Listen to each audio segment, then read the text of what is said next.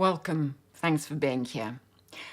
I own 4 bottles of Comme des Garçons Series 3 incense, and what they're doing in my collection is helping me through a life stage transition the world will not name. You know, the kids are leaving. The rooms I was expected to perform in aren't asking me in the way they used to. The role I've played for decades is winding down, and there's no public ceremony for that. I told nobody I was buying these bottles. I bought them one at a time over several years, without quite admitting to myself why. And to some extent, the bottles carry what religion carries: safety, structure, a way of stepping out of ordinary time. For a religious wearer, they amplify the spiritual practice. For me, in the middle of this transition, they're the scaffolding I had no language for. And so what follows in this episode is what happens when you buy the structure you miss.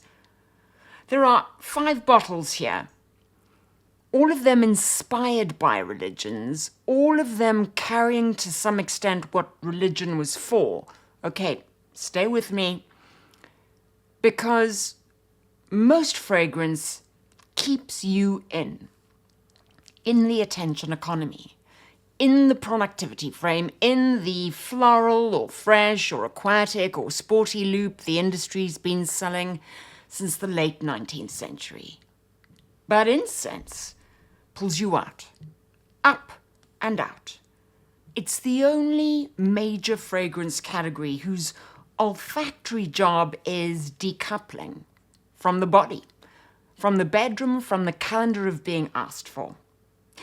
And think about who actually wears incense. Well, it's not the 28-year-old hoping the cute one at the bar notices them. The person 2 decades on who's decided in some private accounting that the bar's no longer the room. It's the widower or widower at 6 months. It's the convert who stopped doing Christmas. Maybe it's the person who's finished with a marriage and discovers they don't want the next one. Or the parent, like me, whose children have left and who's finding with some shock that they have a self. That's one half of the constituency. And the other half is the person, perhaps inside a spiritual practice, that works, who reaches for these bottles to amplify what the practice already gives. For the practicing believer, incense is not a substitute. It's an intensifier. Either way, what these bottles do is a small, private gesture the culture cannot read. They're the resin equivalent of going quiet at the dinner party. Most people miss it. The ones who notice know exactly what you've done, and here is why. The bottles are not about leaving the house. They're about leaving one room of the house for a different room, because change of some kind just installed the need. A child leaves, a parent dies, a marriage ends, a spiritual practice deepens, a body changes. Each of these is a room change in the house of the self. And the moment when the ordinary world stops being perhaps a sufficient container for what just happened inside you, incense gives you a different room to walk into. So the 5 bottles on today's tray are 5 doorways. You walk through whichever one the change in question has opened. So the 5 bottles here 4 of them are by Comme des Garçons. This is the house that Rei Kawakubo founded in Tokyo in 1969 and has spent half a century treating clothing and fragrance as anthropological essay rather than commodity. The Series 3 Incense project from 2002 commissioned 3 perfumers across 5 bottles, and each rendered a different tradition's relationship to smoke. The point wasn't to make pretty perfume.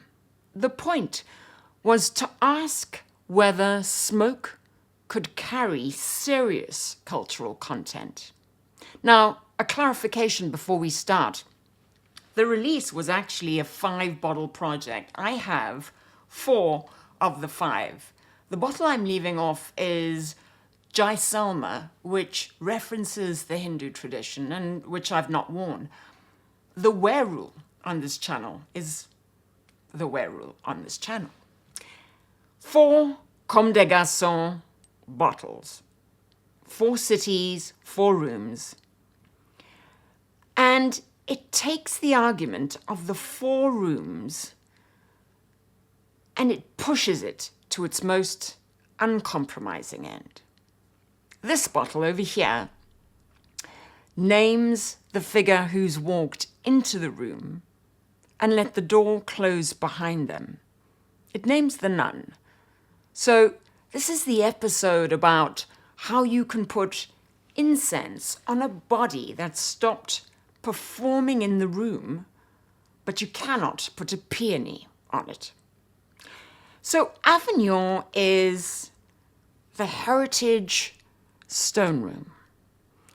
It is the bottle soaked in liturgy and 6 centuries of frankincense in the walls. Avignon tries, I hope you can see that, this bottle tries to capture the Catholic high mass in a bottle. The smell of the censer that the priest swings at the altar before the readings. The cold stone underneath your knees. The wet wool of an old man's coat in the next pew. Frankincense above all of it. Bertrand Ducheffour composed Avignon for Comme des Garçons in 2002. The bottle's named for a city in Provence that was the Catholic center of the Western world for most of the 14th century. The papacy moved there in 1309 and stayed 70 years. The papal palace and chapter houses are still standing, replete with Gothic vault, towering nave tapestries that have been absorbing the same frankincense for 6 centuries. The bottle is the smell of textile soaked in liturgy. And on my wrist, it is more complicated than the cliche church incense suggests. Chamomile gives the frankincense a honeyed, yellow, floral tinge instead of the dry liturgical resin you'd expect. Elemi adds a citrusy lift, sour and bright, and it cuts through the smoke. The frankincense at the center is smooth and piney and slightly sweet, with an oily herbal note that reads like rosemary and bay. And underneath all of it, the molecule I can't get over is a cavernous, mineral cool smell that smells like stone. It makes me think of grey stone walls, the air at the top of the nave where the ceiling vaults away from you.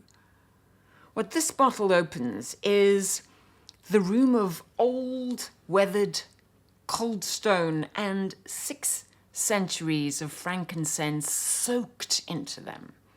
Walking into this bottle is walking into something that has been here longer than you and will be here longer than you. And that's the gift.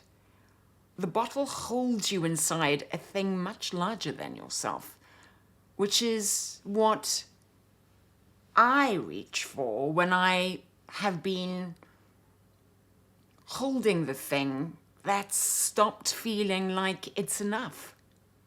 Now, this bottle doesn't check anyone's relationship to the religion that built the room. The smoke is the membership card. The room takes whoever needs to take or be in the room. So this is the most familiar room on today's tray. And I have to admit, the rooms are going to get less familiar from here on out. Kyoto is the Buddhist temple. It's, let me spray it on skin.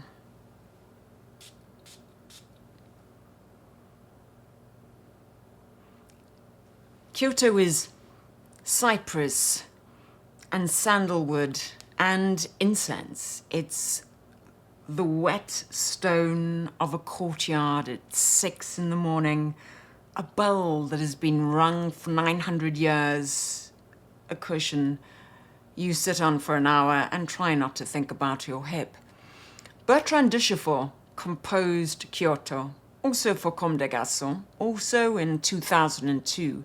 And it's named for the city that has been Japan's spiritual heart for more than a millennium. The bottle is devoted to Buddhism and Shintoism. It's the only bottle on today's tray that names 2 traditions because Japan's religious landscape is layered. It's also the only bottle on this tray that the house describes as a fragrance for meditation. On me, the bottle takes me through the temples of the city in a mood that is calm and wise rather than ecstatic. Cypress and vetiver mix with vetiver, and it runs through the base like black, warm earth. It's powerful, but it's not rough. The bottle also exists in candle form for the home, which tells you what kind of fragrance Duchefort thought he was making. While Kyoto opens cypress strong on me, it dissipates within minutes to a faint, woody incense base, soapy, spa-like. Kyoto is the room where the body sits down and stops being asked to do anything except notice it is breathing. It's the room the contemplative traditions built because the noise of the ordinary world is exhausting, and sometimes the body needs somewhere to put itself down. This bottle doesn't require that you have a practice, but it does require that you recognize the room. The meditator walks into the bottle to extend the cushion into the rest of the day. The person considering a practice walks in because the bottle is, in effect, the practice asking. The person, with no intention of meditating ever, walks into a room they've no plans to live in. This bottle takes whoever needs the room. This is the room of the body that has stopped pretending the cushion is a metaphor. It's the room of the body that's stopped trying to fix the hip the body that has agreed to sit. Kyoto, on me, is the smell of having made peace with the room.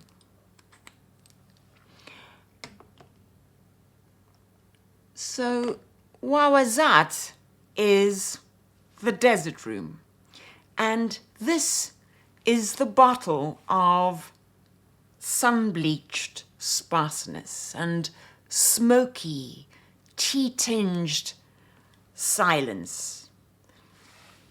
Let me spray this on skin.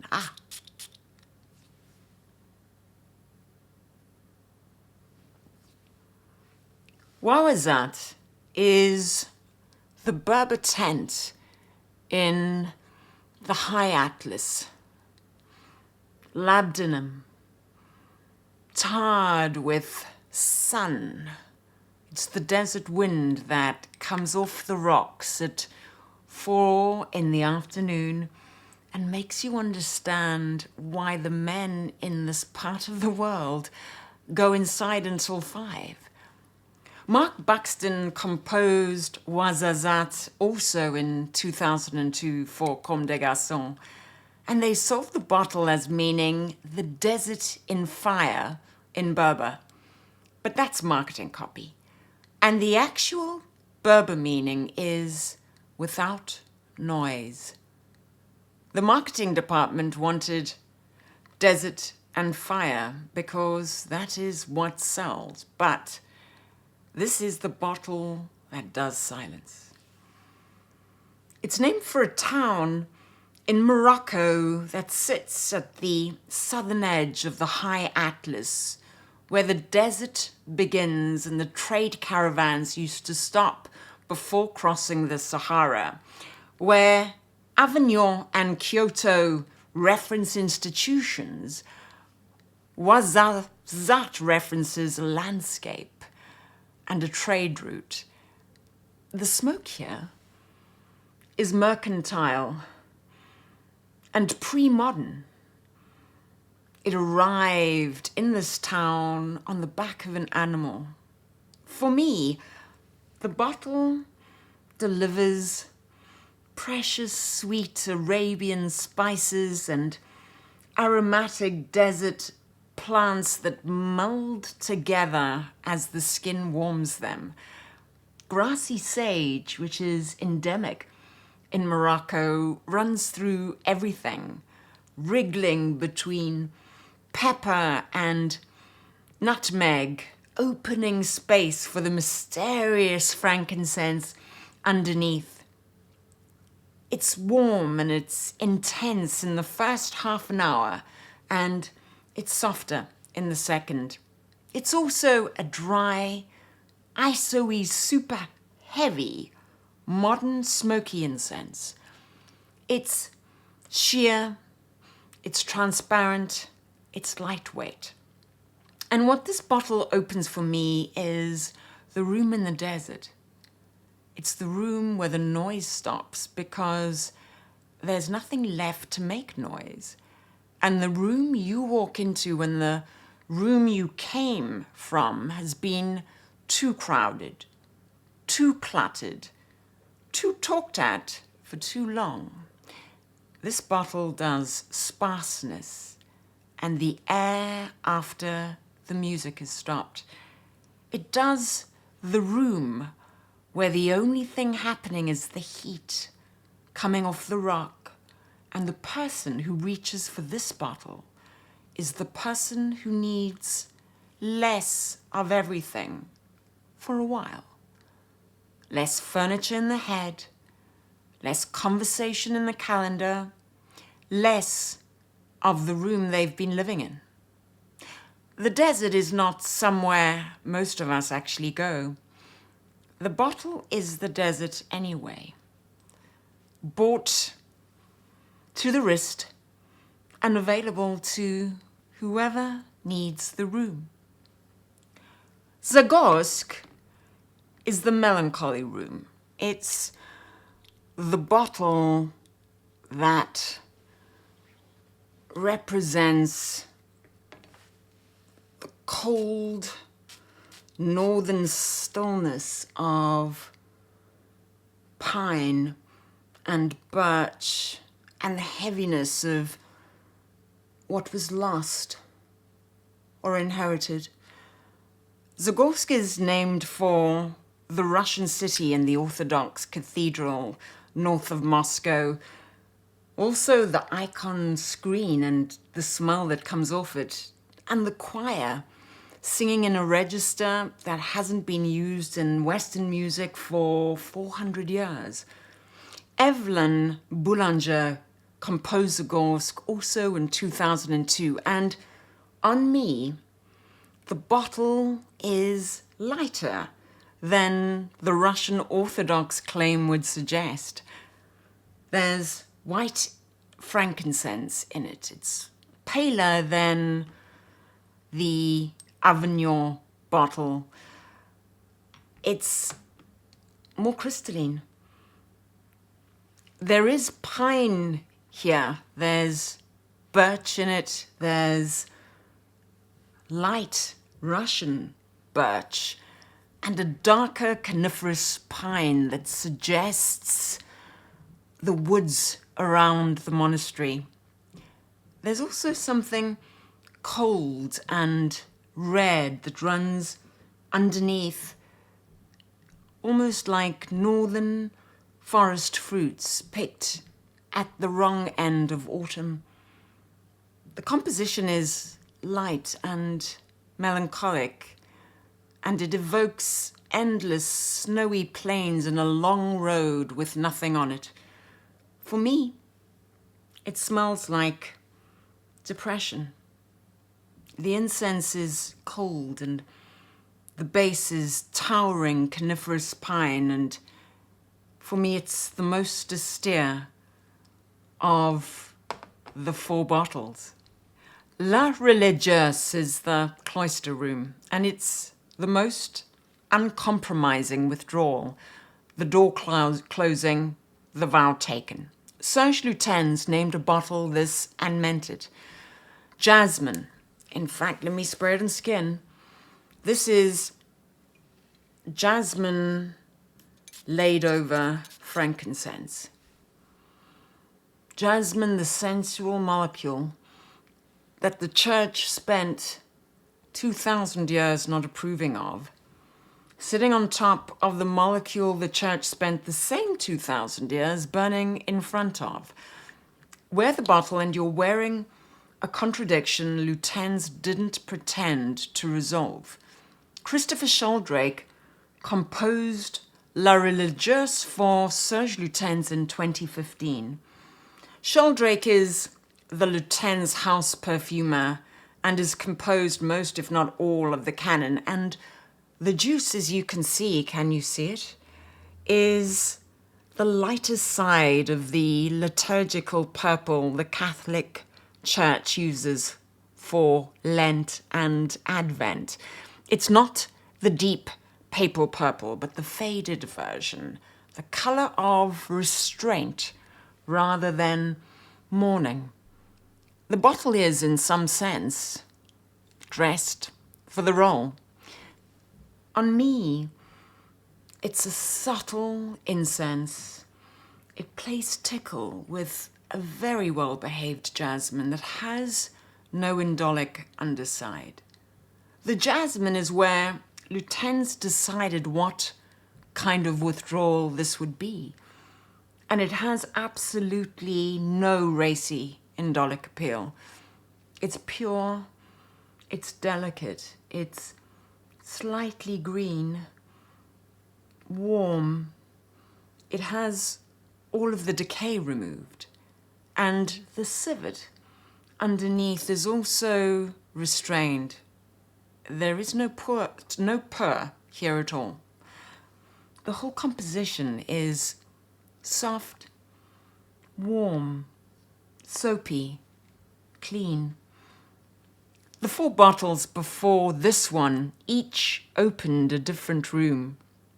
You know, the meditation room, the desert room, the melancholy room, and each is a place you walk into when the room you've been living in has stopped being enough, and each presumes that you still have one foot in the ordinary world and one foot in the room.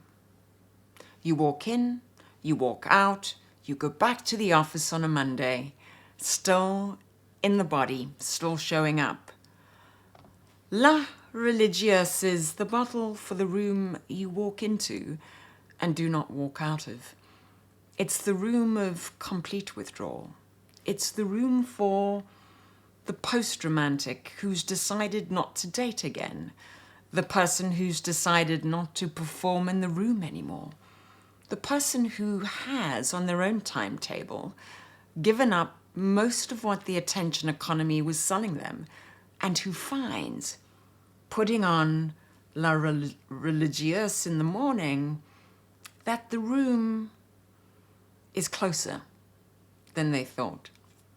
So 5 bottles on today's tray and 5 doorways, and the smoke is the door. You walk through whichever one the change in question has opened, and most people will never see you do it.